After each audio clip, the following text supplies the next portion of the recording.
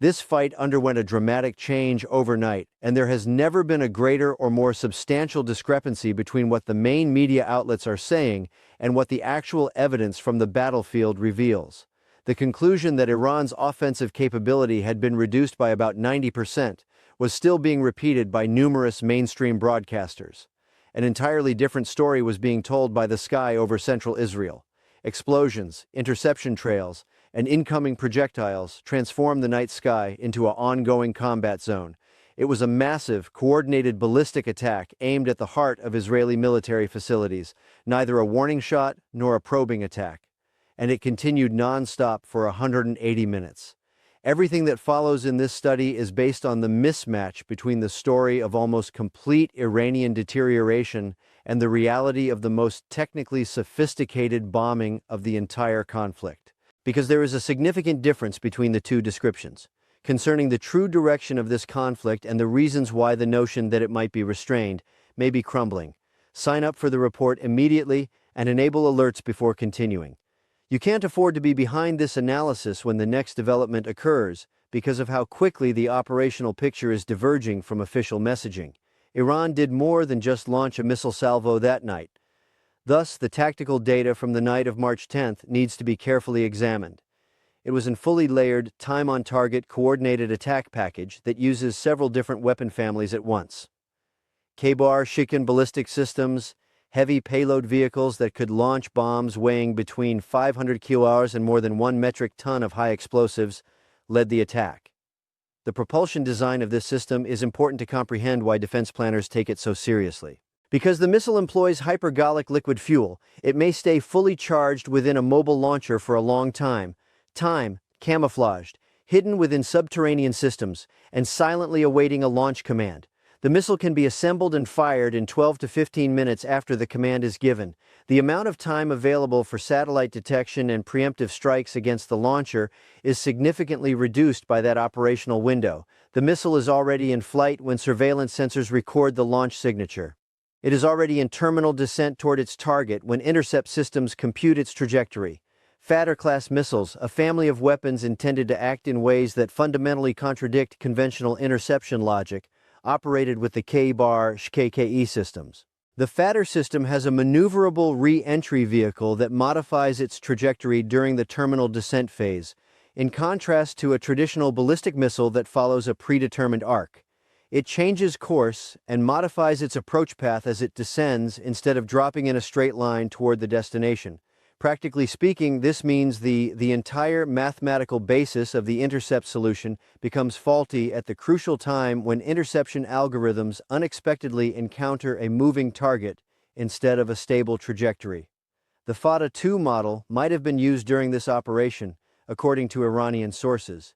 According to reports, that version is equipped with a hypersonic glide vehicle that can change course even earlier in the mid-course phase of flight. This feature, if correct, enables the weapon to move far ahead of terminal fall, making defense calculations more difficult during the whole intercept sequence rather than just the last few seconds. Predicting a missile's location in the near future is a vital component of interception systems. The entire defensive computation becomes unstable when that forecast is no longer certain. Even these two systems were not the only ones in the assault bundle. The Qatar series, the IMOD platform, and the Sigil family were included in earlier waves that day. When combined, that amounts to 5 different missiles. Families were deployed over a roughly 12-hour operational window in overlapping waves. Every system operates with varying trajectory profiles, altitudes, and speeds. Each was adjusted to concurrently emphasize a distinct stratum of the Israeli and American defensive systems.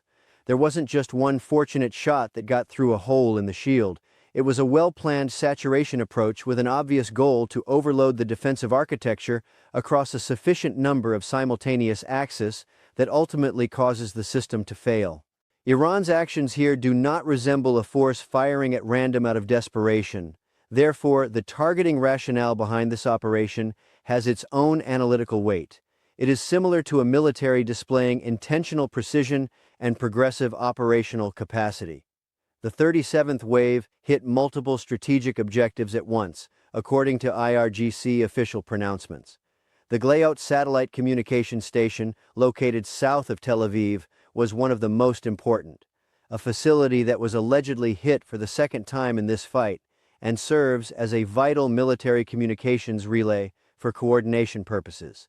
There have been reports of more attacks on infrastructure in the Haifa region, targets in western Jerusalem, and military installations close to Beit Yaakov.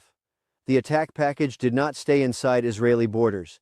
According to Iranian officials, the operation has expanded to encompass American-affiliated locations in the Kurdistan region of Iraq and Erbil. More importantly, the targeting list reportedly included the U.S. Navy's 5th Fleet headquarters in Bahrain. Iranian sources also reported that an American warship in the Indian Ocean and the USS Abraham Lincoln Carrier Strike Group were hit during the operation. At the time of this study, independent open-source intelligence has not confirmed those naval assertions, but the confirmed ground strikes alone provide a sufficiently serious operational picture without them. What is most important about the targeting pattern is the methodical reasoning that underlies all of the strikes rather than any particular one. Defense analysts have started referring to this concept as a blinding approach. The strategy initially targets the systems that enable interception in the first place, rather than just the assets being guarded. Instead of the targets the defense network is defending, radar networks, satellite communications relays, and early warning detecting equipment serve as its eyes. The New York Times released a thorough examination on March 11th, utilizing verifiable video evidence and satellite photos. At least 17 American military-related buildings around the Gulf region were found to be damaged in that analysis. 11 of those locations were verified to be U.S. military stations in Bahrain, Kuwait, and Qatar. According to reports, several had been hit more than once. Satellite photography showed damage close to parabolic antenna arrays and radar domes. Some are placed next to TPY-2 radar installations, which provide THAAD missile monitoring. Batteries for defense. These radars serve as the interception network's eyes. Interceptor missiles are unable to precisely determine their firing solutions when radar monitoring is interfered with. Instead of failing in the terminal step, the interception mathematics fails at the source.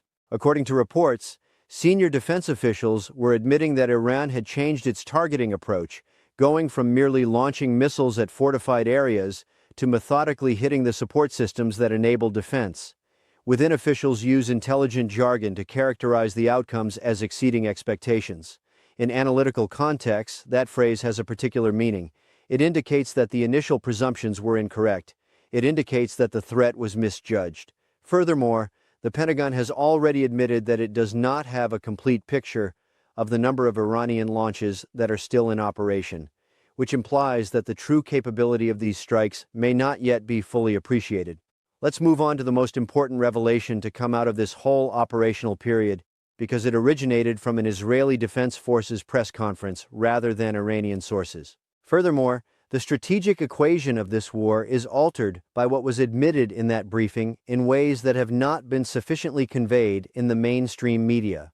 About half of Iran's ballistic missiles launched since February 28th included cluster munition warheads, according to the IDF data dated March 10th. The entire strategic calculus of this fight is instantly changed by just one admission. The behavior of cluster warheads differs significantly from that of traditional ballistic payloads. A typical warhead detonates once upon impact. A cluster warhead performs a far more intricate task. The outer shell breaks at a predetermined altitude, releasing dozens of smaller submunitions rather than a single explosion. Each bomblet transforms into a separate missile that descends toward the ground while carrying several kilograms of high explosive.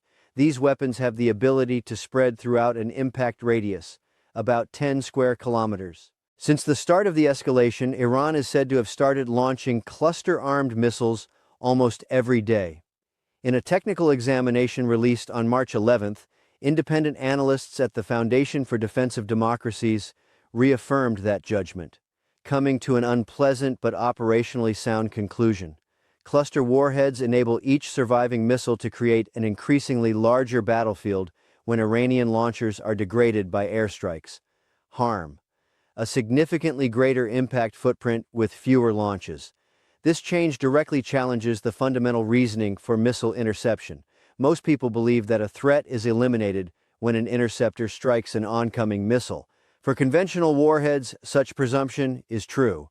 Cluster weapons were made expressly to counter that kind of thinking. Israel's multi-layered defense system, which includes Iron Dome, David's Sling, and the Arrow system, is still among the most advanced missile defense structures ever built. However, the main purpose of these systems is to track and eliminate a single incoming warhead that follows a known ballistic trajectory. That equation is entirely altered by cluster warheads.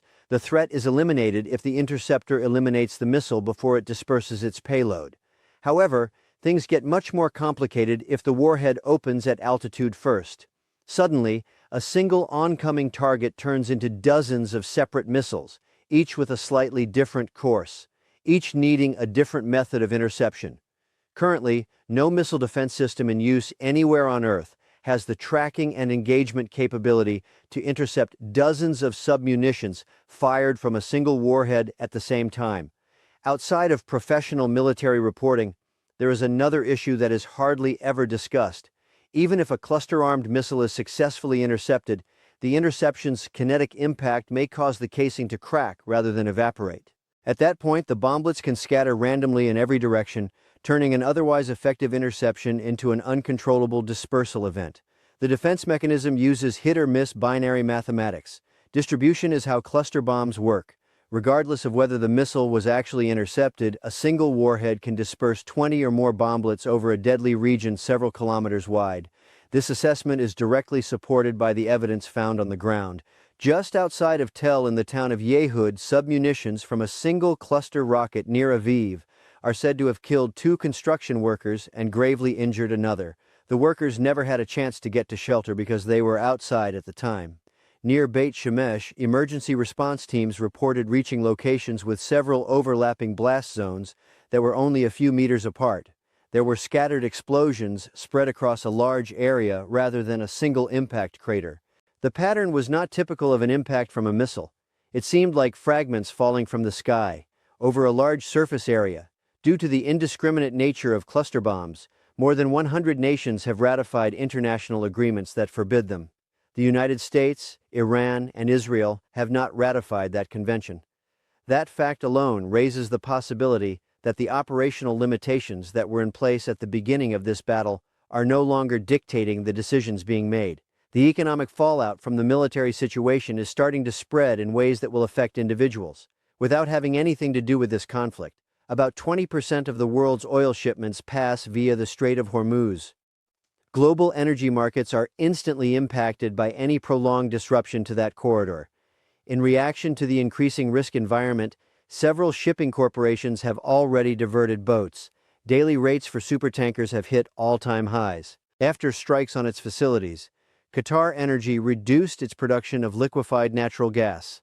About 30% of the world's ammonia is produced using nitrogen-based strikes on Gulf Energy's infrastructure have put the fertilizer that supports the production of corn, wheat, rice, and soybeans worldwide in danger. American farmers are currently making judgments about spring planting in the face of a supply interruption that won't go away anytime soon. A single sinking supertanker might physically shut the Strait of Hormuz's navigable deepwater passage. Naval vessels are not the main target of the mines Iranian soldiers are now planting in the strait, with advanced mine countermeasures. Regardless of the presence of a naval escort, commercial tanker captains are at risk because they must determine whether any cargo value outweighs the risk of traveling into a mined river. The ability of American warships to cross the strait is not a question for the world economy. The question is whether commercial shipping picks back up at the scale necessary to stop the structural energy disruption from becoming irreversible. If you reside somewhere where oil is imported, and this is already included in the cost of energy in almost every nation on the planet. This tension already exists in your supply chain if you work in manufacturing, shipping, aviation, or agriculture.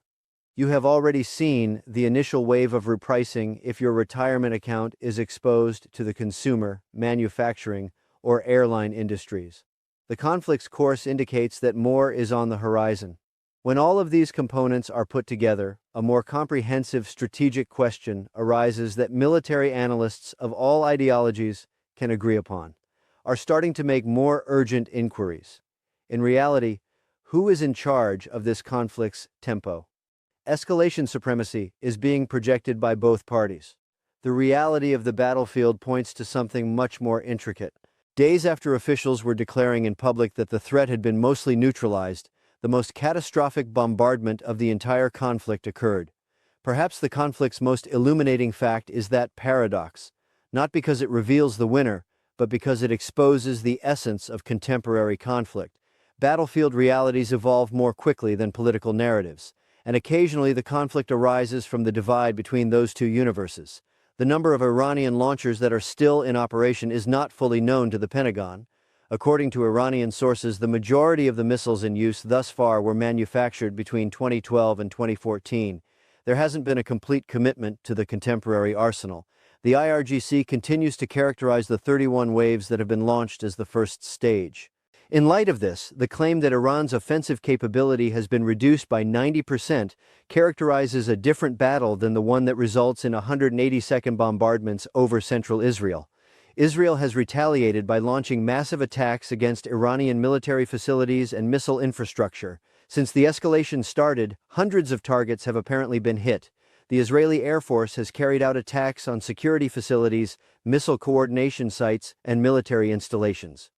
Mobile launches have been targeted by intelligence-guided attacks in an effort to prevent them from firing.